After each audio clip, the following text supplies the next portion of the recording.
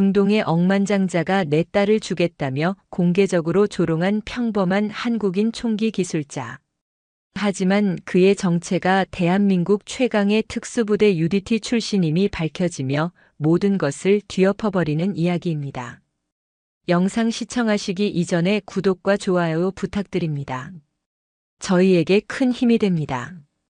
태양이 자결하는 땅 아랍에미리트의 심장부에서 자동차로 1시간을 넘게 달려야만 닿을 수 있는 곳. 그곳에는 인간의 상상력과 자본이 빚어낸 경이로운 신기루가 존재했다. 세상에 알려지지 않은 오직 선택받은 소수만을 위한 사막의 오아시스, 알사흐라 팔콘 클럽. 황금빛 모래가 파도처럼 끝없이 펼쳐진 바다 한가운데 떠있는 섬과도 같은 곳이었다. 클럽의 입구에 들어서는 순간 바깥의 건조하고 뜨거운 공기는 거짓말처럼 사라졌다. 거대한 돔 형태의 유리 천장 아래 서늘하고 쾌적한 공기가 대리석 바닥을 감돌았다. 중앙에는 실제 암석을 깎아 만든 인공 폭포가 시원한 물소리를 흩뿌렸고 그 물은 클럽을 감싸는 푸른 인공 정원으로 흘러들어갔다. 이곳은 자연을 거스르고 정복한 인간의 오만함이 빚어낸 가장 화려한 결정체였다.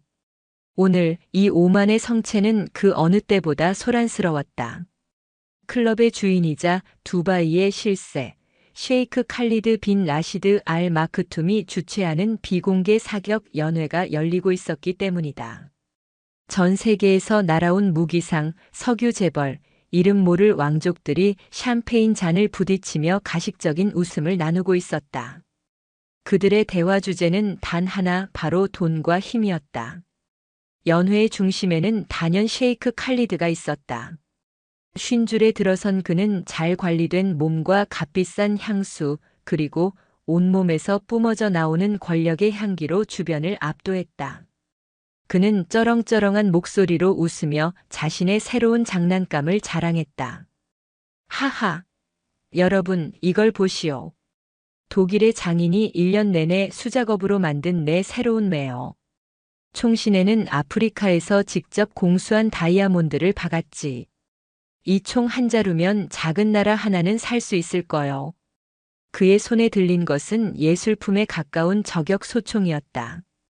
백금으로 도금된 총신과 상아로 깎아 만든 개머리판은 조명 아래 눈부시게 빛났다. 그를 둘러싼 아첨꾼들은 기다렸다는 듯이 찬사를 쏟아냈다. 오, 셰이크. 당신의 안목은 역시 세계 제일입니다. 저 총으로 쏘는 총알은 금으로 만들어졌을 것 같군요. 칼리드는 그들의 아첨을 만끽하며 의기양양하게 어깨를 으쓱였다. 그의 세상에서 가치 없는 것이란 존재하지 않았다. 모든 것에는 가격표가 붙어 있었고 그는 그 모든 것을 살 수 있는 남자였다. 이 화려하고 소란스러운 연회장에서 불과 몇십 미터 떨어진 곳. 방음 처리된 두꺼운 문 너머에는 전혀 다른 세계가 존재했다. 기름 냄새와 차가운 금속 냄새, 그리고 정밀한 기계음만이 존재하는 총기 정비실. 그곳에 강지훈이 있었다. 그는 클럽의 소음 따위는 들리지 않는다는 듯 오직 자신의 작업에만 몰두하고 있었다. 작업대 위에는 이제 막 정비를 마친 소총 한 자루가 완벽하게 분해되어 부품별로 정렬되어 있었다. 그는 부드러운 천으로 마지막 남은 기름기를 닦아내며 부품 하나하나의 상태를 눈으로 그리고 손끝으로 확인했다.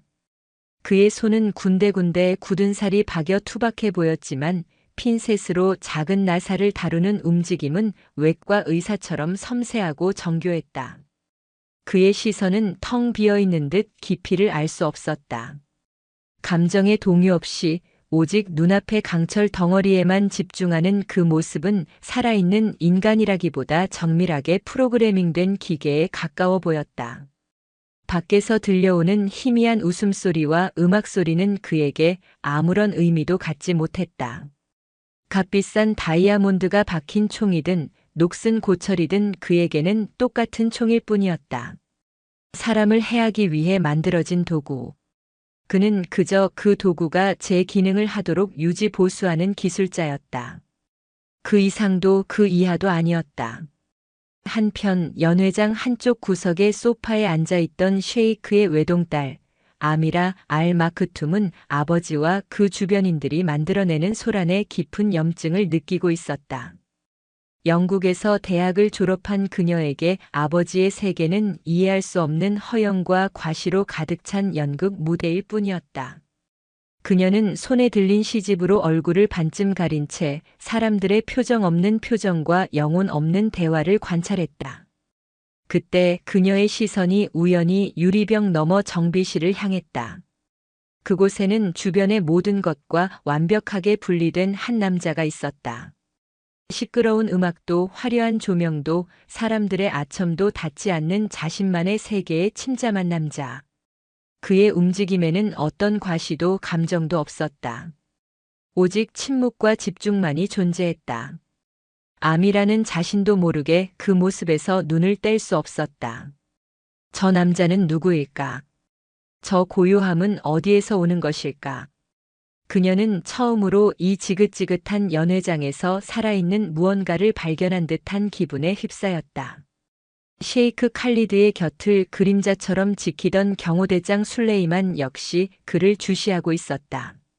전직 아랍에미리트 특수부대 장교 출신인 그는 수많은 사람을 겪어보았다. 그의 날카로운 눈은 상대방의 걸음걸이, 눈빛, 손짓 하나만으로도 그 사람의 이력을 대강 짐작할 수 있었다. 그의 눈에 비친 강지우는 평범한 총기 기술자가 아니었다. 불필요한 움직임이 전혀 없는 효율적인 동선, 주변의 모든 것을 경계하면서도 무심한 척하는 자세, 그리고 무엇보다 어깨와 등에 단단히 자리 잡은 오랜 훈련으로만 만들 수 있는 근육의 형태. 술레이만은 의아함을 느꼈다. 저런 남자가 왜 이런 곳에서 총이나 닫고 있는 거지? 그는 강지훈이라는 이름을 조용히 기억해 두었다. 언젠가 확인해 볼 필요가 있는 이름이었다. 사막의 태양이 서쪽으로 기울어 붉은 노을을 토해내기 시작했다. 연회의 분위기는 절정으로 치닫고 있었고 셰이크 칼리드는 마침내 자신의 실력을 보여줄 시간이라 생각했다. 그는 다이아몬드 저격 소총을 들고 의기양양하게 사격장으로 향했다. 곧이어 그의 오만한 포효가 사막의 침묵을 깨트릴 참이었다. 그리고 그 포효는 아무도 예상치 못한 한 남자의 침묵 앞에서 산산이 부서질 운명이었다. 사격장은 클럽의 자랑거리 중 하나였다. 최첨단 시설은 사수의 모든 것을 통제하고 분석할 수 있었다. 사격 위치의 대형 화면에는 현재 기온, 습도, 풍향, 풍속이 실시간으로 표시되었고 1200m 떨어진 표적은 고성능 카메라를 통해 선명하게 보였다. 이 정도 거리의 사격은 숙련된 사수에게도 결코 쉽지 않은 도전이었지만 셰이크 칼리드의 얼굴에는 자신감이 넘쳤다. 그는 이 완벽한 통제 시스템 안에서라면 자신의 실력을 의심할 여지가 없다고 믿었다. 자, 모두들 잘 보시오. 이 칼리드가 사막의 매가 어떻게 사냥하는지를 보여줄 테니. 그는 보란듯이 사격 자세를 취했다. 값비싼 이탈리아제 사격복이 그의 몸을 감쌌고 자세는 그럴싸했다. 하지만 그의 호흡은 들떠 있었고 눈빛은 표적이 아닌 주변 사람들의 시선에 더 신경을 쓰는 듯했다. 첫 번째 총성이 울렸다. 굉음과 함께 총구가 살짝 들렸지만 표적 근처의 모래만 튀어 올랐을 뿐이었다. 칼리드는 혀를 차며 말했다. 갑자기 바람의 방향이 바뀌었군. 사막의 날씨란 변덕스럽기 짝이 없지. 아첨꾼들은 고개를 끄덕이며 동조했다. 그렇습니다, 셰이크. 이런 악조건 속에서 이 정도면 대단한 겁니다. 하지만 몇몇 경쟁자들의 입가에는 옅은 미소가 번졌다. 칼리드는 다시 집중하려 애썼다. 그의 이마에 땀이 송골송골 맺혔다. 두 번째 발사. 이번에는 표적의 왼쪽으로 총알이 빗나갔다. 화면에는 여전히 일정한 방향으로 바람이 불고 있다고 표시되어 있었다. 변명할 거리조차 없었다. 클럽 안의 공기가 미묘하게 바뀌기 시작했다. 웅성거림은 잦아들고 관망하는 듯한 침묵이 내려앉았다. 자존심에 상처를 입은 칼리드의 얼굴이 붉게 달아올랐다. 그는 조급해졌다. 반드시 맞춰야 한다는 강박감이 그의 어깨를 짓눌렀다. 세 번째 총성은 앞선 두 발보다 훨씬 성급하게 울렸다. 총알은 표적 한참 위 허공을 갈랐다. 완벽한 실패였다. 이제 침묵은 노골적인 조롱의 기운을 품고 있었다. 칼리드는 자신의 다이아몬드 총이 마치 자신을 비웃는 것처럼 느껴졌다. 그는 이 굴욕적인 상황을 어떻게든 벗어나고 싶었다. 그때 그의 머릿속에 광기 어린 생각이 스쳤다. 그는 벌떡 일어나 사람들을 향해 외쳤다. 좋다. 이깟 사격이 뭐라고. 진짜 쇼를 보여주지. 이 자리에서 단 한 발로 저 표적을 맞추는 자에게는 내일 저녁 내 딸 아미라와의 단독 식사를 주선하겠다. 이 칼리드의 이름으로 약속하지. 폭탄 같은 선언에 연회장은 물을 끼얹은 듯 조용해졌다. 사람들의 시선이 칼리드와 연회장 한쪽에서 경악으로 얼굴이 굳어진 아미라 사이를 오갔다. 아버지가 자신을 마치 경매품처럼 그의 자존심을 세우기 위한 도구로 내던진 것이다.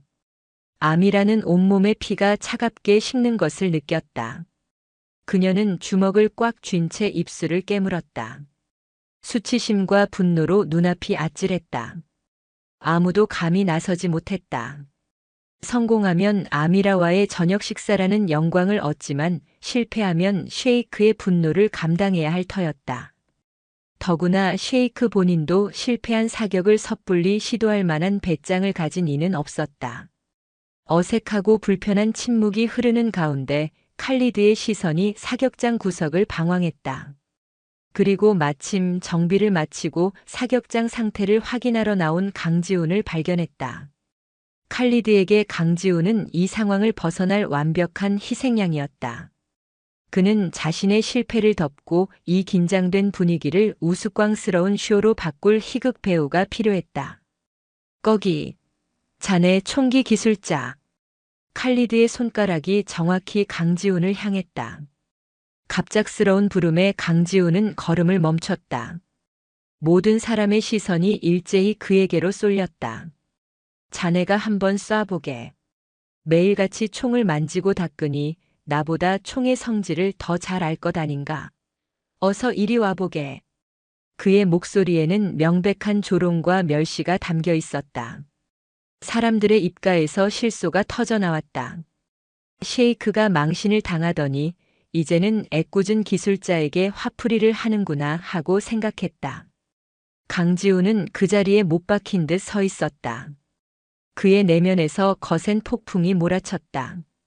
거부하고 싶었다. 다시는 실전처럼 총을 잡고 싶지 않았다. 그저 조용히 과거의 망령들로부터 최대한 멀리 떨어져 살고 싶었다.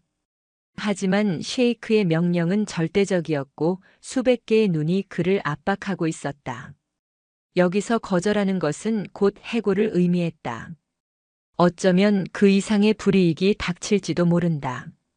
그의 머릿속에 과거의 파편들이 스쳐 지나갔다. 칠흑 같은 밤 차가운 바닷물 속에서 숨을 죽이던 기억. 빗발치는 총알 속에서 전우의 마지막을 지켜보던 기억. 표적을 향해 방아쇠를 당기던 수천 번의 순간들. 그 모든 기억이 그를 괴롭혔다. 그는 짧게 한숨을 내쉬었다. 어쩔 수 없었다. 그는 천천히 아주 무거운 발걸음을 옮겨 셰이크 칼리드 앞으로 걸어나갔다. 사람들은 재미있는 구경거리가 생겼다는 듯 흥미로운 눈으로 그를 바라보았다. 그 누구도 지금 자신들 앞으로 걸어 나오는 남자가 사막의 침묵을 깨고 오만의 성체에 균열을 낼 한 발의 총성을 품고 있다는 사실을 상상조차 하지 못했다. 강지훈이 사격 통제선 앞에 섰을 때 셰이크 칼리드는 경멸적인 미소를 지으며 자신의 다이아몬드 저격 소총을 그에게 건넸다. 자, 어디 한번 솜씨 좀 구경해 보실까? 혹시 아나? 내 딸과 저녁이라도 먹게 될지. 주변에서 킬킬거리는 웃음소리가 들려왔다. 강지훈은 아무 말 없이 총을 건네받았다. 그의 손이 총의 손잡이를 감싸는 순간 그의 주변 공기가 미세하게 변했다. 그것은 너무나 미묘한 변화여서 대부분의 사람들은 인지하지 못했지만 아미라와 술레이만의 눈에는 그 변화가 선명하게 포착되었다. 그는 총의 화려한 장식에는 눈길 한 번 주지 않았다. 대신 총을 받자마자 자연스럽게 무게 중심을 확인하고 개머리판을 자신의 어깨 홈에 가볍게 견착했다. 그리고 조준경과 총신이 일직선으로 정렬되어 있는지, 총의 균형은 어떤지를 순식간에 파악했다. 마치 오랜 친구를 대하듯 혹은 자신의 신체 일부를 다루듯 익숙하고 군더더기 없는 움직임이었다. 암이라는 숨을 죽였다. 저것은 단순한 기술자의 움직임이 아니었다. 수만 번의 반복 훈련을 통해 몸이 기억하는 살아남기 위한 본능에 가까운 움직임이었다. 그녀의 심장이 이유 없이 두근거리기 시작했다.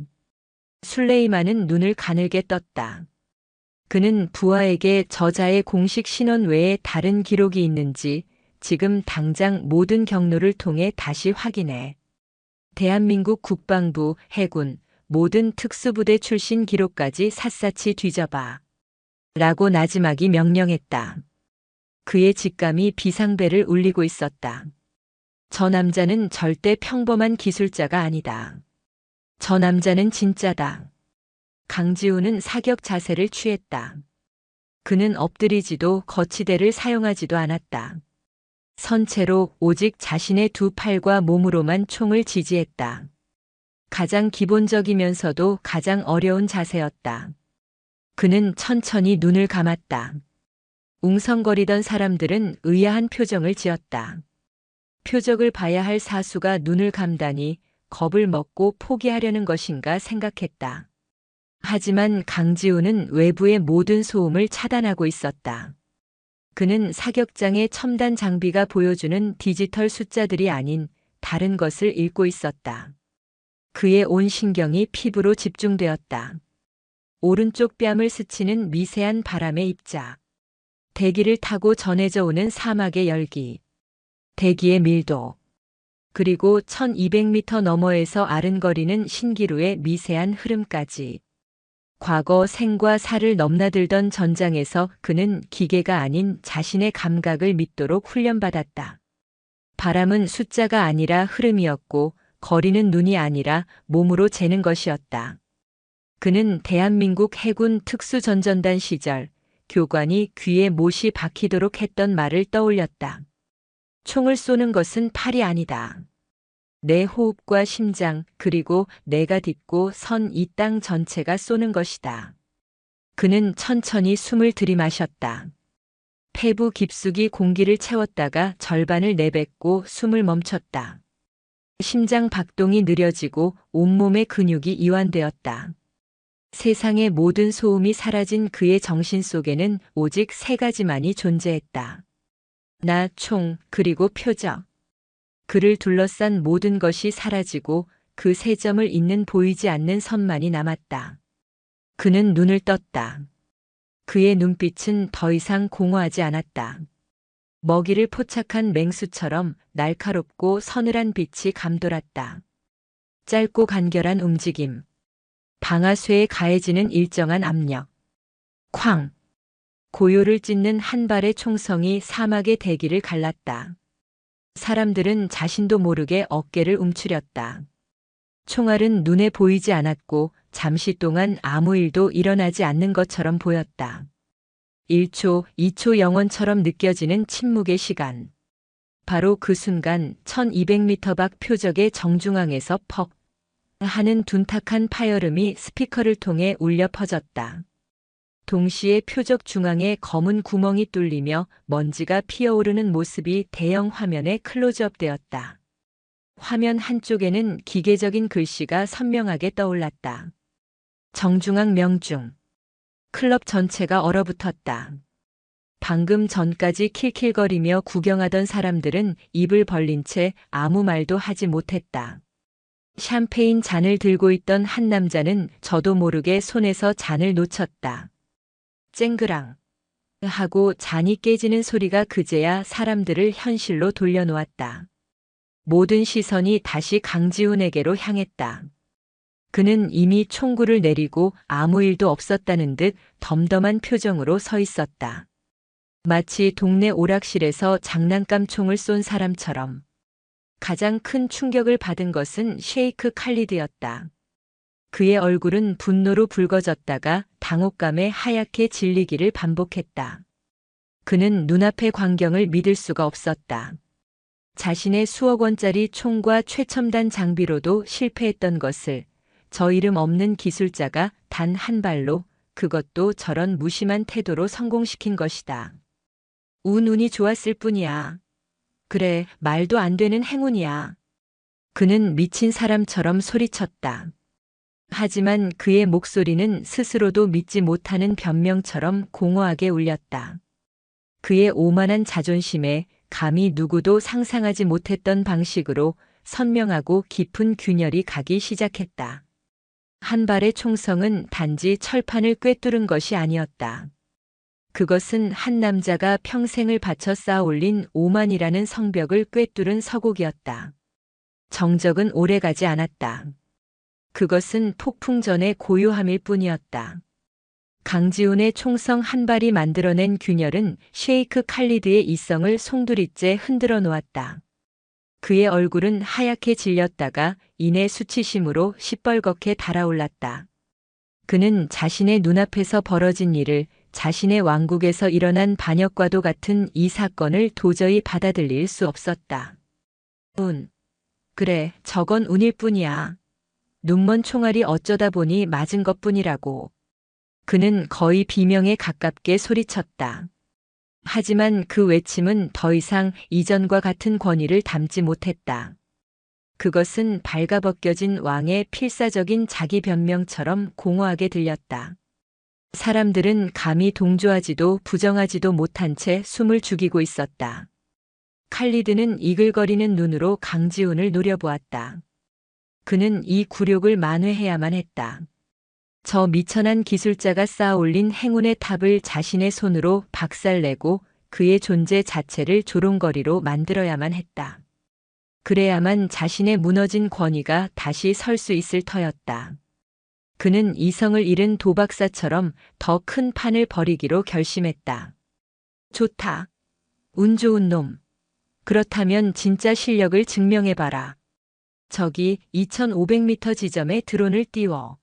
내 명령에 따라 불규칙하게 움직이도록 해라. 저 움직이는 파리 새끼를 맞출 수 있다면 그때는 내 놈의 실력을 인정해주지. 그의 말이 떨어지자 사격장 전체가 술렁였다. 2500m.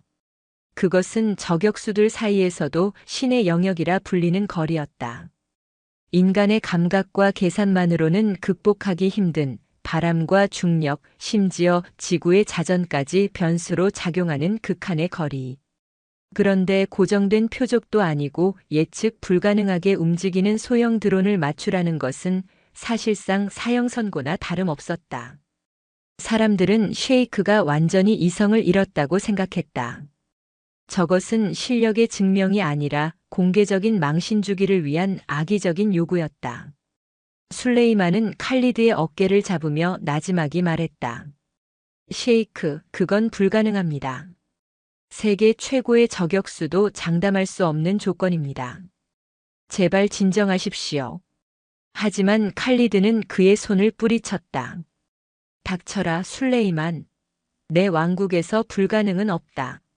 저놈이 못한다면 그저 겁쟁이 사기꾼이라는 게 증명될 뿐이지. 어서 드론을 띄우지 않고 뭘 하는 게냐?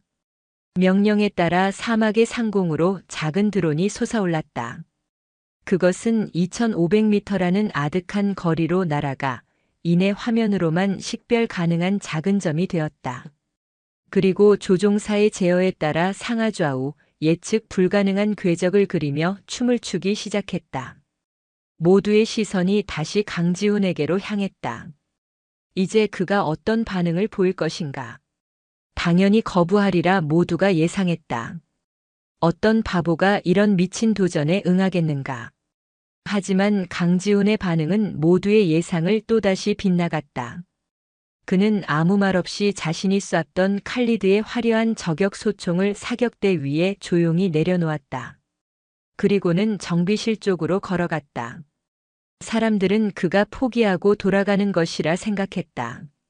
하지만 그는 정비실 벽에 걸린 수많은 총기들 사이에서 가장 평범하고 투박하게 생긴 군용 저격 소총 한 자루를 꺼내 들었다. 화려한 장식 하나 없는 오직 실전과 효율성만을 위해 만들어진 무광의 검은색 총. 그는 총을 들고 다시 사격장으로 돌아와 엎드려 쏘는 자세를 취했다.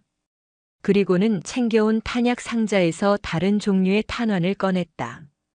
더 무겁고 길고 바람의 영향을 덜 받는 특수 탄환이었다. 그는 익숙한 손놀림으로 조준경의 다이얼을 돌리기 시작했다.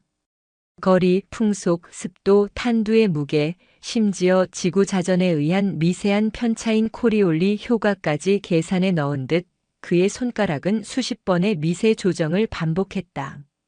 그가 총기를 조정하는 동안 술레이만의 위성 전화가 조용히 울렸다. 그의 가장 깊숙한 정보원이 보낸 음성 메시지였다. 대장님 찾았습니다. 강지훈. 그의 군 공식 기록은 몇 년 전을 기점으로 모두 삭제되거나 최고 등급 기밀로 봉인되었습니다. 하지만 삭제 전에 백업 데이터를 복원했습니다. 그의 호출명은 포세이돈입니다. 해군 특수전전단 내에서도 전설로 불리던 팀의 리더였습니다. 기록에 따르면 그는 저격뿐만 아니라 메시지는 거기서 끊겼다. 더 이상의 정보는 술레이만의 권한으로도 접근이 불가능했다. 하지만 포세이돈이라는 단어 하나만으로도 충분했다. 술레이만은 온몸에 소름이 돋는 것을 느꼈다. 신화 속 바다의 신. 모든 것을 집어삼키는 포세이돈. 그것이 저 조용한 기술자의 과거였다. 강지훈은 모든 조정을 마쳤다. 그는 다시 눈을 감았다. 이번에는 더 깊은 집중으로 빠져들었다. 그의 정신은 2500m 상공을 날고 있는 드론과 하나가 되었다. 그는 드론의 모터 소리, 프로펠러가 공기를 가르는 소리를 상상했다. 그리고 드론을 조종하는 조종사의 심리를 읽었다. 저자는 지금 불안할 것이다. 실수하지 않으려 애쓸수록 움직임은 더 단순한 패턴을 그리게 된다. 위, 아래, 왼쪽, 오른쪽 그리고 잠시 멈칫하는 순간. 바로 그때다. 그는 다시 숨을 멈췄다. 그의 세계에는 오직 세 가지만이 존재했다. 흔들리는 자신, 춤추는 표적, 그리고 그 둘을 이을 한 줄기 강철의 의지. 그는 드론이 급상승했다가 잠시 정지하는 찰나의 순간을 포착했다.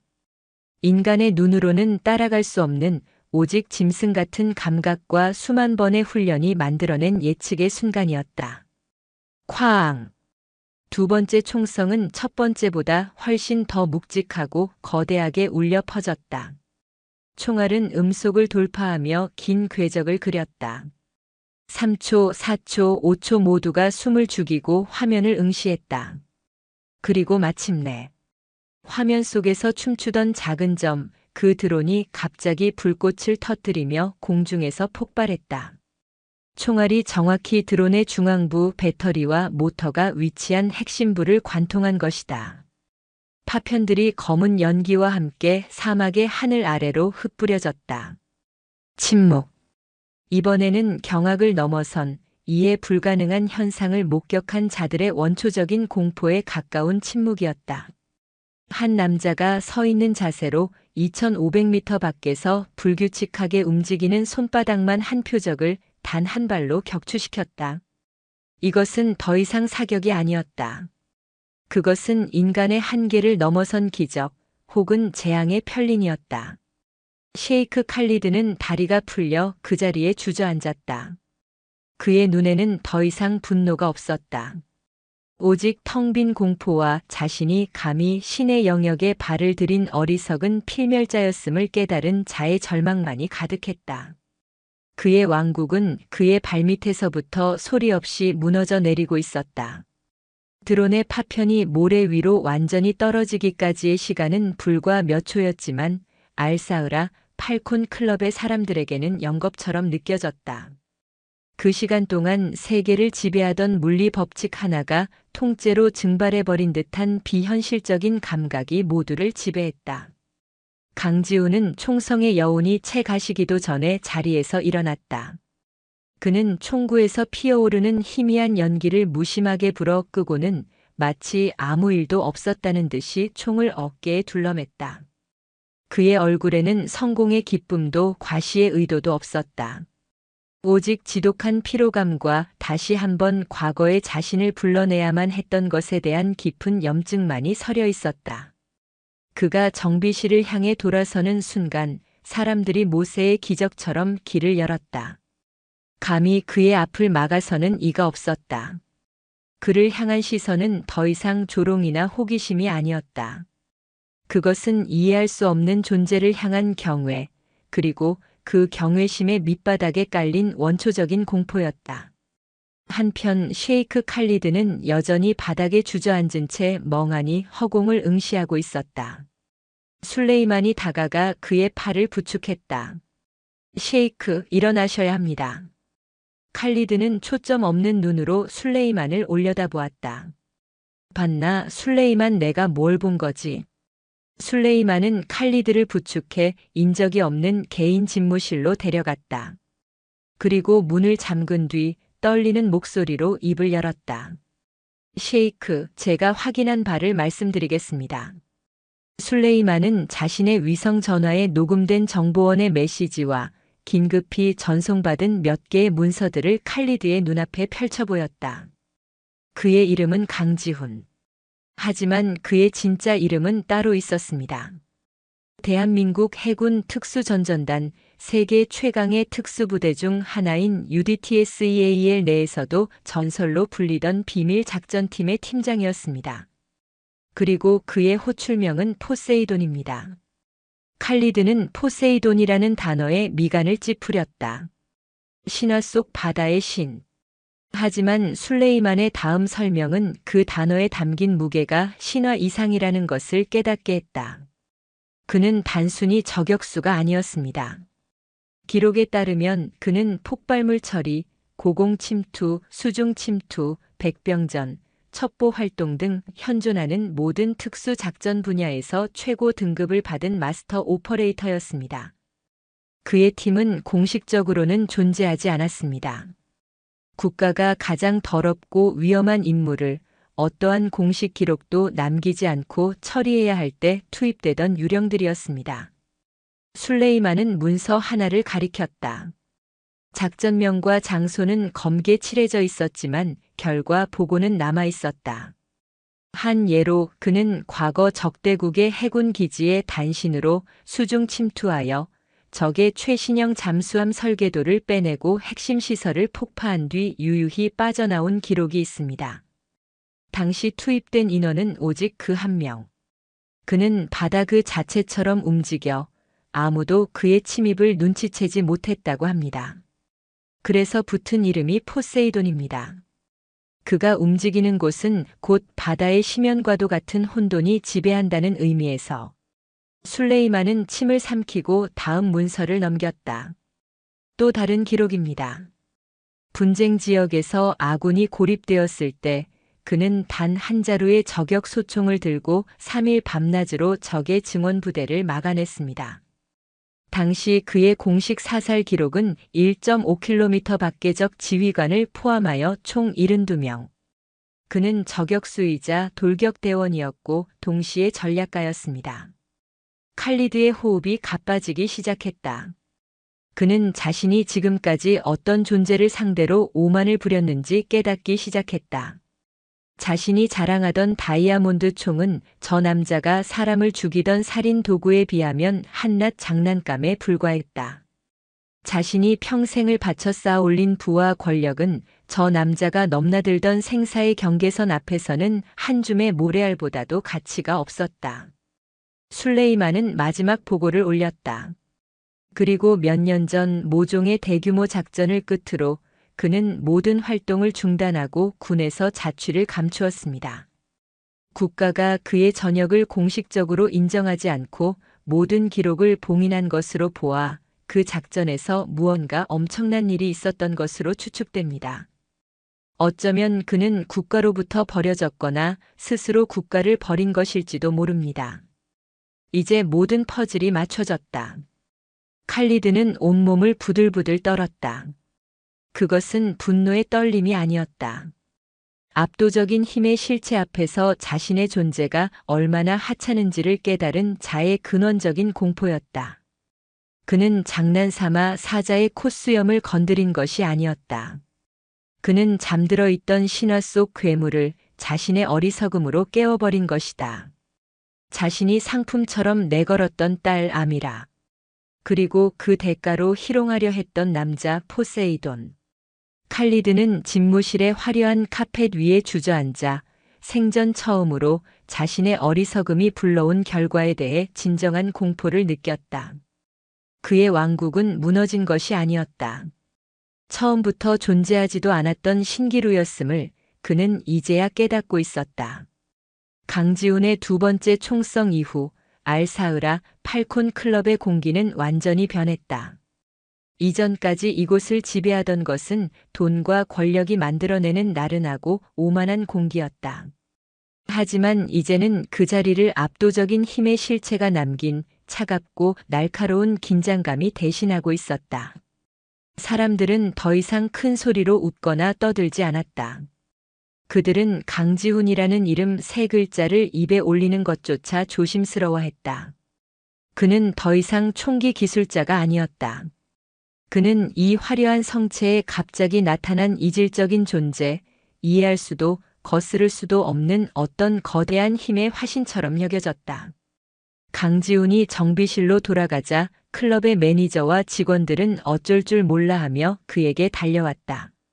그들은 이전처럼 그를 하대하는 대신 극도로 깍듯하고 두려움이 섞인 태도로 그를 대했다. 필요하신 것은 없으십니까? 쉬실 수 있는 최고의 방을 마련해 두었습니다. 하지만 강지훈은 그들의 호의에 아무런 반응도 보이지 않았다.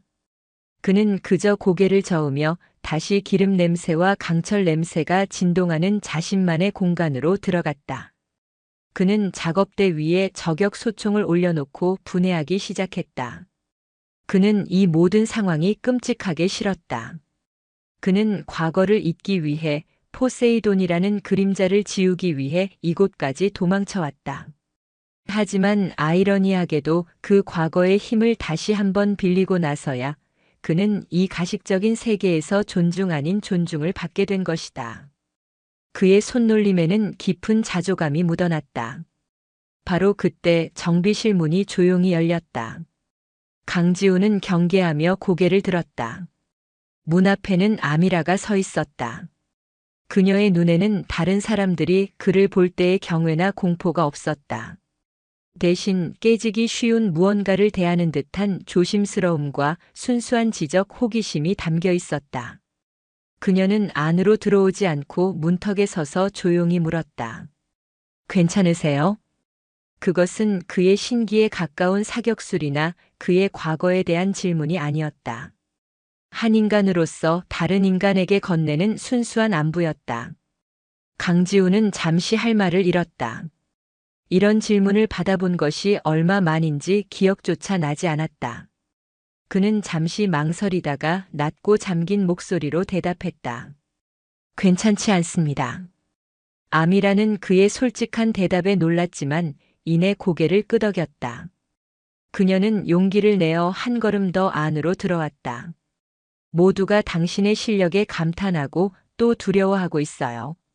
하지만 전 당신이 조금 슬퍼 보였어요. 두 번째 총을 쏠 때 당신의 표정에서요. 강지훈은 총기를 닦던 손을 멈추고 그녀를 바라보았다. 그녀의 눈동자는 맑고 깊었다. 그 안에는 어떤 의도나 계산도 보이지 않았다. 그는 처음으로 이 낯선 땅에서 자신의 본질을 꿰뚫어 보는 듯한 시선과 마주했다. 그는 자신도 모르게 속내를 조금 털어놓았다.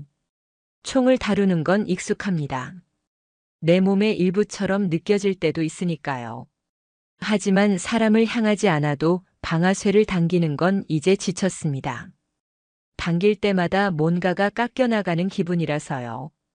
그의 말에는 깊은 피로감과 회의가 담겨 있었다. 암이라는 그가 겪었을 시간을 어렴풋이 짐작할 수 있었다. 수많은 영광의 이면에 가려진 한 인간의 영혼이 마모되어 가는 소리를 들은 것만 같았다.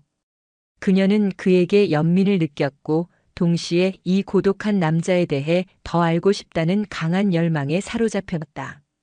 전 제 아버지와 이곳 사람들이 만들어 놓은 세계가 싫어요. 모든 것을 돈과 힘으로 재단하고 그 외의 가치는 비웃는 세상이니까요. 당신은 그 모든 것을 단 2발의 총성으로 부숴버렸어요. 하지만 당신은 기뻐 보이지 않네요. 부수려고 한 게 아닙니다. 그저 조용히 있고 싶었을 뿐입니다. 두 사람 사이에는 침묵이 흘렀다. 하지만 그것은 어색한 침묵이 아니었다. 서로의 고독을 이해하고 공유하는 따뜻한 침묵이었다. 그때 집무실에서 나온 셰이크 칼리드가 술레이만과 함께 정비실로 다가왔다. 그는 강지훈과 자신의 딸이 함께 있는 것을 보고 잠시 멈칫했다. 그는 이전의 오만한 모습은 온데간데 없이 어색하고 불안한 표정으로 강지훈 앞에 섰다. 그 미스터 강. 아니, 지훈 씨. 내가 큰 실수를 했네. 자네 같은 위대한 전사를 알아보지 못하고. 그는 어떻게 사과해야 할지 몰라 횡설수설했다. 그는 최고의 대우를 약속하고 원하는 것은 무엇이든 들어주겠다고 말했다. 하지만 강지훈은 그저 묵묵히 고개를 저을 뿐이었다. 셰이크 칼리드는 깨달았다. 자신이 가진 돈과 권력으로는 이 남자에게 어떤 보상도 어떤 위로도 해줄 수 없다는 것을. 그는 생전 처음으로 자신의 무력함을 통감했다. 강지훈은 셰이크가 아닌 아미라를 보며 나지막이 말했다. 전 그저 제 계약 기간이 끝날 때까지 조용히 제 일을 하고 싶을 뿐입니다. 그것은 셰이크의 제안에 대한 거절이자 자신의 세계로 더 이상 들어오지 말아달라는 경고처럼 들렸다. 하지만 아미라는 그의 말 속에서 세상을 향해 굳게 닫아버린 문틈으로 새어나오는 작은 도움의 요청을 들었다. 그녀는 결심했다. 이 남자의 닫힌 문을 억지로 열지는 않겠지만 적어도 그 문 밖에서 그가 다시 세상으로 나올 때까지 기다려주기로. 전설의 그림자는 거쳤지만 그 그림자 뒤에 서 있는 한 인간의 이야기는 이제 막 시작되고 있었다. 강지훈이 일으킨 폭풍은 알사으라 팔콘 클럽을 송두리째 바꿔놓았다. 이제 그 누구도 그를 평범한 기술자로 여기지 않았다. 그는 살아있는 전설, 감히 범접할 수 없는 신화 그 자체가 되었다. 셰이크 칼리드는 어떻게든 그에게 보답하고 싶어 했다. 그는 강지훈에게 백지 수표와 최고급 스포츠카, 두바이의 호화 저택을 제안했다. 그가 아는 한 그것은 세상 모든 남자가 원하는 보상이자 자신이 베풀 수 있는 최고의 존중 방식이었다. 하지만 강지훈은 그 모든 것을 마치 길가의 돌멩이를 보듯 무심하게 거절했다. 그의 눈에는 100만 디르함짜리 수표와 사막의 모래알이 별반 달라 보이지 않았다. 칼리드는 당황했다. 그의 황금률, 즉 돈으로 살 수 없는 것은 없다는 신념이 처음으로 통하지 않는 상대를 만난 것이다. 그는 답답함에 강지훈의 주위를 맴돌며 그를 불편하게 만들 뿐이었다. 그 모습을 지켜보던 아미라가 나섰다. 그녀는 아버지에게 단호하게 말했다. 아버지, 그분께 필요한 건 반짝이는 쇳덩이나 종이 조가리가 아니에요. 그분께는 침묵과 공간이 필요해요. 아버지의 세상이 아닌 진짜 세상의 공기를 쉴 수 있는 시간이요. 그날 저녁 아미라는 강지훈을 찾아갔다. 그녀는 화려한 드레스 대신 편안한 리넨 셔츠와 바지 차림이었다. 지훈 씨, 답답하시죠? 괜찮다면 저와 함께 잠시 바람 좀 쐬러 가지 않으실래요? 시끄러운 음악도 가식적인 웃음도 없는 곳으로요. 강지훈은 잠시 망설였지만 그녀의 맑은 눈동자에 담긴 진심을 거절할 수 없었다. 두 사람은 아미라가 직접 운전하는 사륜 구동차를 타고 클럽을 벗어났다. 화려한 조명과 인공의 소음이 멀어질수록 사막의 진짜 얼굴이 드러나기 시작했다. 차는 부드러운 모래 언덕을 넘어 인적이 없는 깊숙한 곳으로 향했다. 마침내 아미라가 차를 세운 곳은 주변에 그 어떤 인공물도 보이지 않는 오직 하늘과 모래만이 존재하는 세상의 중심 같은 곳이었다. 그녀는 차에서 담요와 보온병을 꺼냈다. 두 사람은 나란히 담요 위에 앉았다. 해가 완전히 지자 사막의 하늘은 경이로운 광경을 펼쳐냈다. 도시의 불빛에 가려져 있던 수십억 개의 별들이 검은 벨벳 위 다이아몬드처럼 쏟아져 내렸다. 거대한 은하수가 강물처럼 하늘을 가로질렀고 이따금씩 별똥별이 긴 꼬리를 그리며 떨어졌다. 아미라는 따뜻한 홍차를 따르며 먼저 입을 열었다. 여긴 제가 어릴 때부터 즐겨 찾던 곳이에요. 제 황금 세장이 답답할 때마다 이곳으로 도망치곤 했죠. 저 별들을 보고 있으면 아버지의 돈이나 권력이 얼마나 하찮은 것인지 깨닫게 되거든요. 저 우주에 비하면 우린 먼지보다도 작은 존재인데 왜 그리 아등바등하며 살아야 하는지. 그녀는 처음으로 자신의 속내를 솔직하게 고백했다. 모두가 부러워하는 공주의 살. 하지만 그 이면에는 아버지의 기대를 충족시켜야 하는 압박감, 자신의 의지와는 상관없이 정해지는 미래, 그리고 진정한 자신을 잃어버린 채 살아가는 깊은 공허함이 자리하고 있었다. 강지우는 말없이 그녀의 이야기를 들어주었다. 그녀의 고백은 기묘하게도 그 자신의 이야기처럼 들렸다. 그 역시 포세이돈이라는 이름의 세장 속에 갇혀 살았으니 말이다. 국가와 임무라는 거대한 명분 아래 그는 자신의 감정과 인간성을 지워야만 했다. 아미라의 용기에 응답하듯 강지훈도 무겁게 입을 열었다. 나에게도 잊을 수 없는 임무가 하나 있습니다. 그의 목소리는 밤 공기처럼 낮고 차분했다. 그는 별들을 바라보며 아주 오래전의 기억을 꺼내놓았다. 적국의 심장부에서 VIP를 구출하는 작전이었습니다. 모든 것이 순조로웠지만 퇴출 직전에 매복에 걸렸죠. 적의 수가 너무 많았고 우린 완전히 고립됐습니다. 그때 제 팀원 하나가 저 대신 총을 맞았습니다. 치명상이었죠. 그의 목소리가 미세하게 떨렸다. 그를 데리고는 절대 탈출할 수 없는 상황이었습니다. 교과서대로라면 그를 포기하고 임무를 완수해야 했습니다. 국가를 위해서, 더 큰 대의를 위해서. 하지만 전 그럴 수 없었습니다. 그는 단순한 팀원이 아니라 제 동생 같은 녀석이었거든요. 강지우는 잠시 말을 멈췄다. 전 명령을 어기고 그를 업고 뛰었습니다. 그리고 그 과정에서 길을 막는 모든 것을 향해 방아쇠를 당겼죠. 적군인지 민간인인지 구분할 겨를도 없었습니다. 오직 살아서 돌아가야 한다는 생각뿐이었어요. 결국엔 살아남았지만 제 품에 안긴 동생은 이미 숨을 거둔 뒤였습니다. 전 그의 시신을 안고 피범벅이 된 채로 귀환했습니다. 그는 쓴웃음을 지었다. 작전은 결과적으로 성공했습니다. 전 훈장을 받았고 영웅이 되었죠. 하지만 그날 밤 제가 쏜 총알에 누가 죽었는지 저는 아직도 모릅니다. 제가 지키려 했던 동생은 죽었고 전 수많은 사람을 죽인 살인자가 되어 영웅 칭호를 받은 겁니다. 그날 이후로 깨달았습니다. 제가 믿었던 정의와 애국심이 얼마나 허무맹랑한 것인지를. 그래서 도망쳤습니다. 포세이돈이라는 이름과 그 이름에 달라붙은 모든 망령들로부터. 그의 고백이 끝나자 두 사람 사이에는 깊은 침묵이 내려앉았다. 암이라는 그의 고통의 무게에 감히 어떤 위로도 건넬 수 없었다.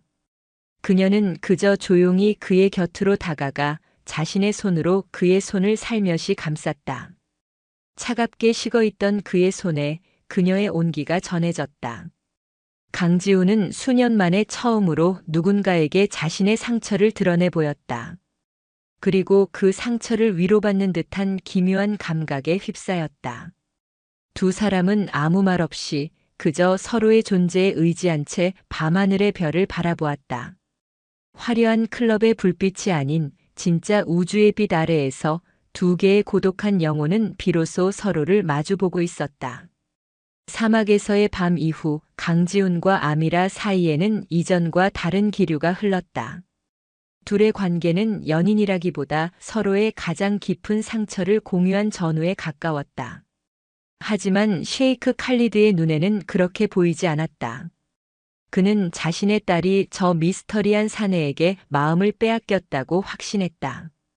그리고 그는 자신의 방식대로 이 관계를 정리하고 소유하기로 결심했다. 며칠 뒤 칼리드는 강지훈을 자신의 집무실로 정중하게 초대했다. 집무실에는 술레이만과 아미라도 배석해 있었다. 칼리드는 최고급 시가를 권하며 만족스러운 미소와 함께 입을 열었다. 미스터 강, 아니 지훈. 자네의 실력과 과거에 대해서는 이제 잘 알게 되었네. 자네 같은 인재가 일개 기술자로 썩고 있는 것은 국가적인 낭비일세.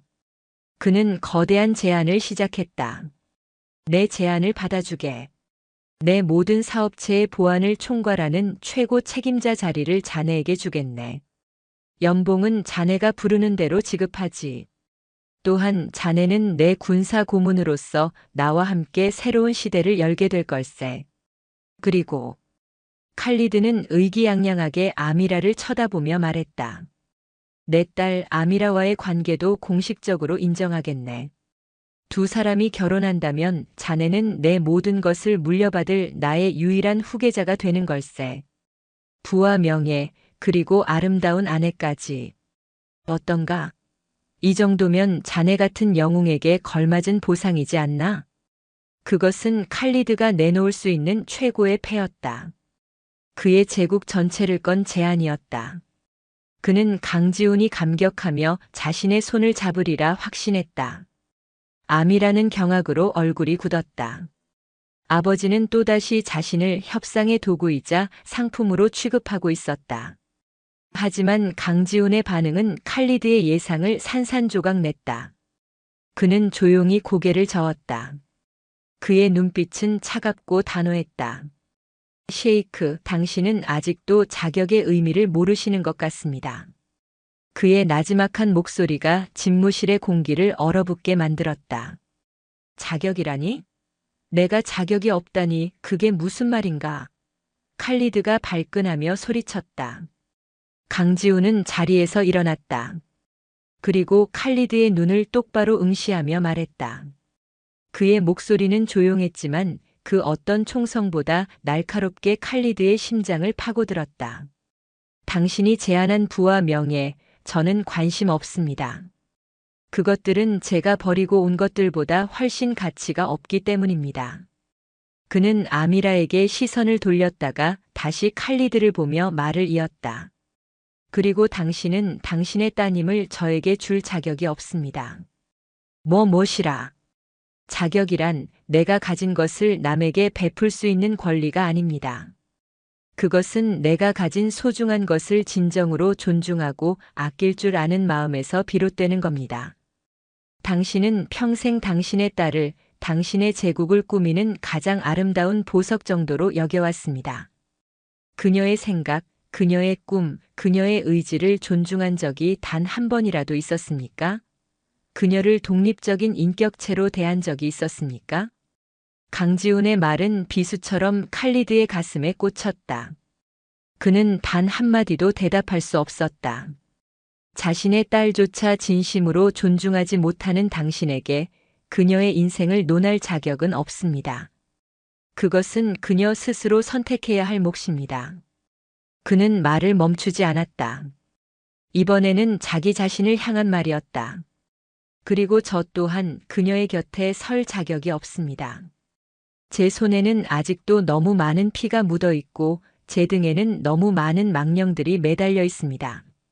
제 과거는 그녀처럼 빛나는 사람이 감당하기에는 너무나 무겁고 어둡습니다. 그의 고백에 아미라의 눈에 눈물이 고였다. 그것은 슬픔의 눈물이 아니었다. 자신을 온전한 인격체로 존중해준 한 남자에 대한 깊은 감동과 자신을 올가매던 굴레가 끊어지는 것을 목격한 해방감의 눈물이었다. 강지훈의 마지막 말은 칼리드에게 내리는 최종 선고와도 같았다. 셰이크, 진정한 강함은 빼앗고 소유하는 것에서 오는 것이 아닙니다. 지키고 존중하는 것에서 오는 겁니다. 당신이 그 자격의 무게를 깨닫기 전까지 당신은 영원히 당신의 황금 사막에 홀로 갇혀있게 될 겁니다. 그 말을 끝으로 강지훈은 조용히 집무실을 나갔다. 방 안에는 무너져 내린 제국의 왕, 셰이크 칼리드만이 남아있었다. 그는 평생 처음으로 자신의 벌거벗은 영혼과 마주했다. 부와 권력이라는 화려한 갑옷이 벗겨진 채 초라하고 공허한 자기 자신과 그의 눈에서 뜨거운 눈물 한 방울이 값비싼 페르시아 카펫 위로 떨어졌다. 그것은 한 남자의 세계가 완전히 무너져 내리는 소리였다. 강지훈이 일으킨 파문은 거대했지만 그는 파문의 중심에서 조용히 멀어져 있었다. 그날 이후 셰이크 칼리드는 칩거에 들어갔다. 클럽의 모든 업무는 술레이만에게 맡겨졌고 그는 누구와도 만나지 않았다. 알사흐라 팔콘 클럽은 주인을 잃은 유령선처럼 고요했다. 강지훈의 계약 기간이 끝나는 날이 다가왔다. 그는 처음 이곳에 올 때와 마찬가지로 단출한 가방 하나만을 쌌다. 그가 클럽을 떠난다는 소식이 알려지자 직원들은 아쉬움과 경외가 뒤섞인 눈으로 그를 바라보았다. 지난 몇 주간 그는 이 사막의 작은 왕국에 그 어떤 왕보다도 강력한 영향력을 행사했다. 하지만 그는 아무것도 원하지 않았고 아무것도 가져가지 않은 채 떠나려 하고 있었다. 그가 공항으로 가는 차에 오르려던 순간 두 사람이 그를 찾아왔다. 셰이크 칼리드와 아미라였다. 며칠 만에 모습을 드러낸 칼리드는 눈에 띄게 수척해져 있었다.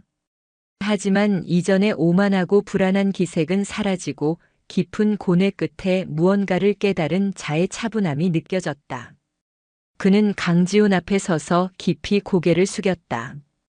아랍의 절대군주가 동양의 평범한 남자에게 허리를 굽히는 상상할 수 없는 광경이었다. 지훈 아니 강 선생. 내가 틀렸네. 평생을 틀린 채로 살아왔어. 그의 목소리는 힘이 없었지만 그 어느 때보다 진실하게 들렸다. 나는 세상을 내 발 아래 둘 수 있다고 믿었지. 돈으로 모든 것을 살 수 있고 힘으로 모든 것을 지배할 수 있다고. 하지만 자네는 나에게 보여주었네. 진정한 힘은 총구에서 나오는 것이 아니라 신념을 지키는 그 마음에서 나온다는 것을. 그리고 진정한 부는 금고에 쌓아둔 황금이 아니라 사람의 마음을 얻는 것이라는 것을. 그는 고개를 들고 강지훈의 눈을 바라보았다. 그의 눈에는 진심 어린 존경심이 담겨 있었다. 자네에게 자격의 무게에 대해 배우고 내 딸 아미라를 비로소 한 명의 인간으로 보게 되었네. 내가 그녀에게 평생 주지 못했던 것을 자네는 단 며칠 만에 선물했어. 고맙네. 진심으로 고맙네. 그는 더 이상 강지훈을 곁에 두려 하거나 무언가를 보상하려 하지 않았다. 그저 한 인간으로서 다른 인간에게 배움을 청하고 감사를 표할 뿐이었다. 강지훈은 그의 변화를 묵묵히 받아들였다. 다음은 아미라의 차례였다. 그녀는 한 걸음 다가와 그의 손에 작은 물건 하나를 쥐어주었다. 별과 태양의 위치로 방향을 찾는 오래된 황동 나침반이었다. 이건 제가 가장 아끼는 물건이에요. 제 할아버지의 유품이죠. 할아버지는 늘 말씀하셨어요. 인생이라는 사막에서 길을 잃었을 땐 다른 사람의 발자국을 따라가지 마라. 너 자신의 마음속 별을 보고 걸어가라. 그녀는 강지훈을 올려다보았다. 그녀의 눈빛은 슬픔과 희망이 교차하고 있었다. 당신이 어디에 있든 당신 마음의 나침반이 가리키는 방향을 잃지 않기를 바라요. 당신은 저에게 제 별을 찾는 법을 알려주셨으니까요. 강지우는 그녀가 쥐어준 나침반의 차갑고 묵직한 감촉을 느꼈다. 그는 그녀를 향해 희미하게 미소 지었다. 그것은 그가 이곳에 온 후 처음으로 짓는 가식이 섞이지 않은 진짜 미소였다. 당신도 마찬가지입니다, 아미라. 당신의 삶은 당신의 것입니다. 이제 당신의 지도를 직접 그려나갈 시간입니다. 두 사람은 더 이상 말을 잇지 않았다. 하지만 그들의 침묵 속에는 수많은 약속과 응원이 담겨 있었다. 그것은 함께 미래를 약속하는 연인의 대화가 아니었다. 각자의 길을 걸어갈 두 영혼이 서로의 여정에 축복을 보내는 고결한 작별 인사였다. 강지우는 차에 올랐다. 차가 천천히 움직이기 시작했다. 그는 백미러를 통해 멀어지는 두 사람의 모습을 바라보았다. 한때 사막을 호령하던 늙은 사자와 이제 막 자신의 왕국을 건설하려는 젊은 암사자의 모습이었다. 그는 조용히 눈을 감았다. 그는 이 사막에 아무것도 남기지 않고 떠난다고 생각했지만 사실은 그렇지 않았다. 그는 한 남자의 영혼에 자격이라는 씨앗을 심었고 한 여자의 마음에 자유라는 나침반을 남겼다. 그리고 그 자신은 용서라는 이름의 작은 온기를 얻어 돌아가고 있었다.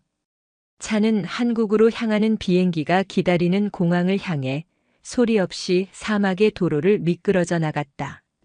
두바이를 떠나 인천으로 향하는 야간 비행기. 강지우는 창가에 기댄 채 칠흑 같은 어둠과 그 아래를 수놓은 구름의 바다를 말없이 내려다보고 있었다. 지상에서 수만 피트 떨어진 이 고도에서는 세상의 모든 소음이 사라진다. 오직 일정한 엔진의 진동과 기체 내부를 순환하는 건조한 공기의 소리만이 존재할 뿐이었다. 그에게는 익숙한 고독의 공간이었다. 그는 사막의 모래 대신 한국의 축축한 흙냄새를 떠올렸다. 총성과 화약 냄새 대신 비릿한 바다 내음과 소나무 숲의 향기를 그리워했다. 지난 몇 주간의 일들은 마치 한바탕 길고 지독한 꿈처럼 느껴졌다. 신기루처럼 화려했지만 그 속은 텅 비어있던 도시. 그곳에서 그는 잊고 싶었던 과거의 자신, 포세이돈을 다시 만났고 그 지긋지긋한 망령과 정면으로 마주해야만 했다. 그는 품속에서 편지 한 통을 꺼냈다. 공항에서 술레이만이 마지막으로 건네준 셰이크 칼리드가 직접 쓴 편지였다. 최고급 만년필로 쓰였지만 투박하고 군데군데 힘이 들어간 필체에서 그의 고뇌가 느껴졌다. 강 선생에게 이 편지를 어떻게 시작해야 할지 모르겠군. 내 평생 누군가에게 감사를 표하는 법을 배워본 적이 없어서 말일세. 나는 언제나 명령하고 소유하고 군림하는 쪽이었으니. 하지만 자네는 나에게 가르쳐 주었네. 진정한 군주는 가장 높은 곳에 앉은 자가 아니라 가장 낮은 곳의 소리를 들을 줄 아는 자라는 것을. 자네가 말한 자격의 무게에 대해 며칠 밤낮으로 생각했네. 나는 내 딸 아미라에게 세상 모든 것을 줄 수 있다고 자부했지. 하지만 정작 나는 그녀의 목소리를 단 한 번도 들으려 하지 않았더군. 그녀를 사랑이라는 이름의 황금 세장 속에 가둬두고 내 소유물처럼 여겼던 나의 어리석음을 이제야 깨닫네. 며칠 전 아미라가 나를 찾아왔네. 그녀는 더 이상 내 허락을 구하지 않았어. 그녀는 자신의 계획을 통보하더군. 자신의 이름을 딴 재단을 만들어 재능은 있지만 기회가 없는 젊은 예술가와 학자들을 돕겠다고 말이야. 그녀의 눈빛은 내가 평생 본 적 없는 자신감과 의지로 빛나고 있었네. 나는 그저 고개를 끄덕일 수밖에 없었지. 그것이 내가 그녀의 아버지로서 처음으로 자격 있는 행동을 한 것이라고 믿네. 이 모든 변화는 자네로부터 시작되었네. 자네는 총성으로 내 오만의 성벽을 무너뜨렸고 침묵으로 내 영혼의 질문을 던졌지. 자네가 어디에 있든 부디 평안하기를 바라네. 자네야말로 진정한 셰이크 존경받는 어른일세. 강지우는 편지를 접어 다시 품에 넣었다. 한때 사막을 호령하던 남자의 서툰 진심이 묵직하게 다가왔다. 그는 한 사람의 세계를 파괴한 것이 아니었다. 어쩌면 새로운 세계가 태어날 수 있도록 작은 균열을 낸 것뿐인지도 몰랐다.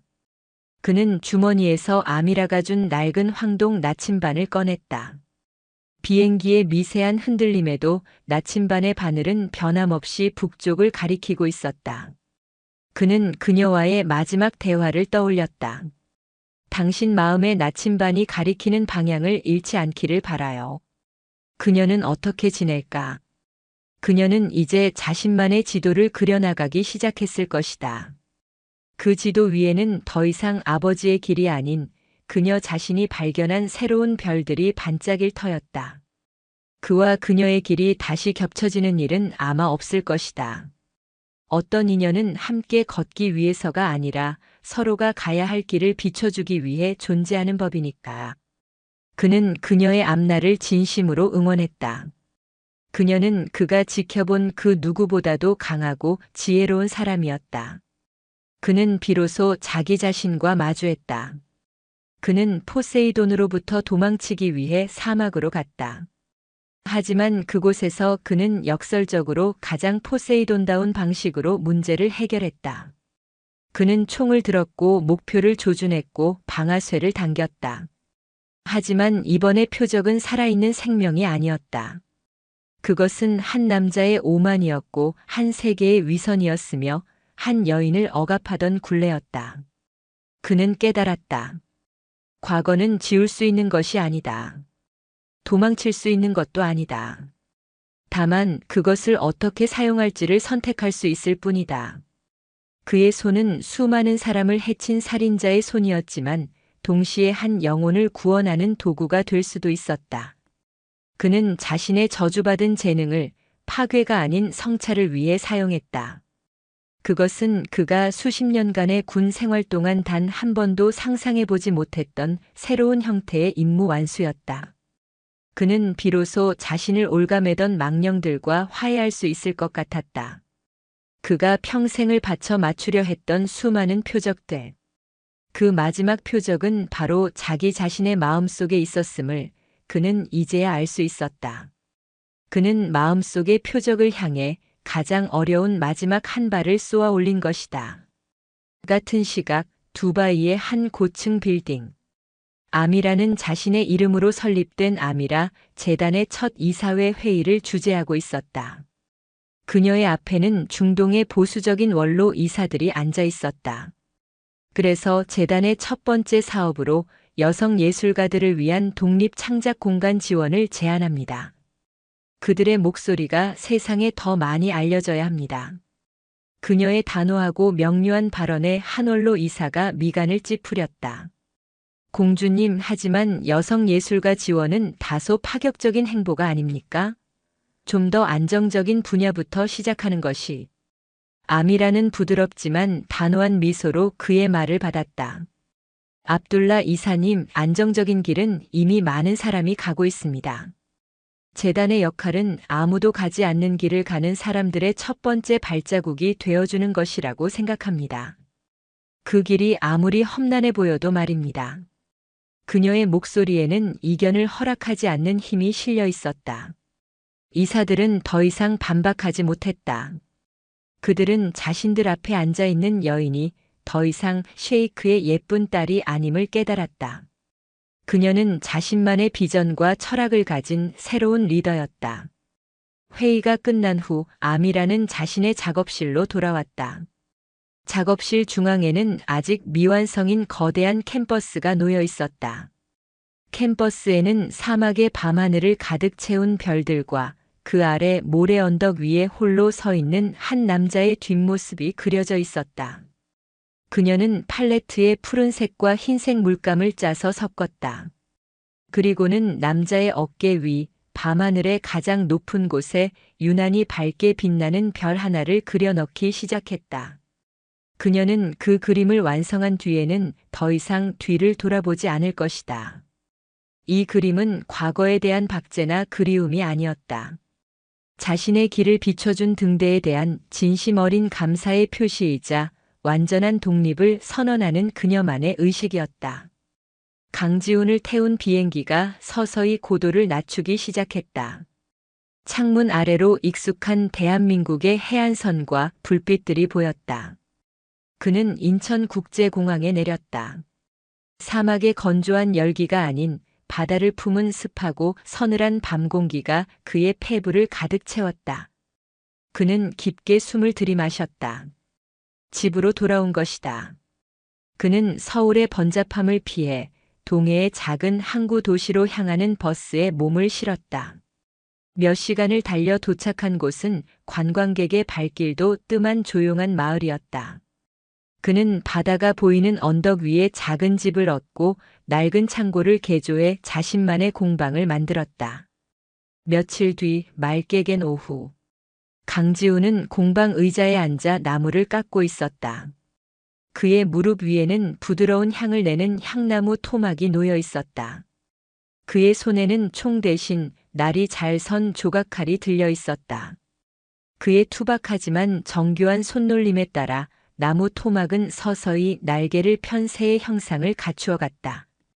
공방의 창문 너머로 평화로운 바다와 갈매기들이 날아다니는 풍경이 보였다. 작업대 한쪽에는 아미라가 준 황동 나침반이 놓여 있었다.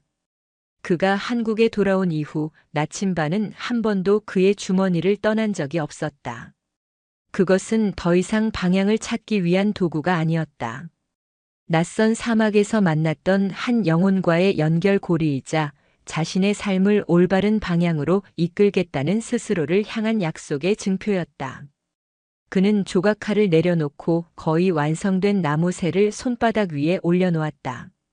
그의 손은 한때 사람을 죽이는 법을 기억하던 손이었다. 하지만 이제 그 손은 딱딱한 나무에 생명을 불어넣는 법을 배우고 있었다. 모래바람 속의 포효는 멎었다. 그의 삶을 지배하던 총성과 외침은 이제 없다.